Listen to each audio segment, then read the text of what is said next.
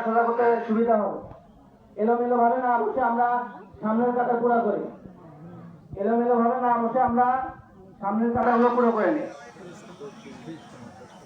যে কথা আমি বলতে চাচ্ছিলাম যে পশু কোরবানির মাধ্যমে পশু কোরবানি কেন দেওয়া হলো?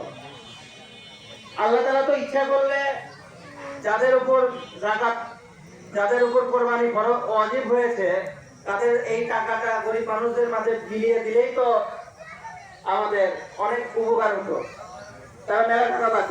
কিন্তু তারপরেও পশু কোরবানি কেন আমাদের জন্য দিতে? মানুষের মধ্যে দুটা জিনিস আছে, একটা হচ্ছে নফস রব্বানিয়াত, ভালো দিক, আরেকটা আছে খারাপ দিক। এই খারাপ দিকগুলো যেন আমাদের এই পশু কোরবানির মাধ্যমে যেন আমরা ত্যাগ করতে পারি, সেজন্য পশু কোরবানির বিধান আল্লাহ তাআলা দান করছে। পশু যেমন আল্লাহর সামনে নিজেকে কোরবানি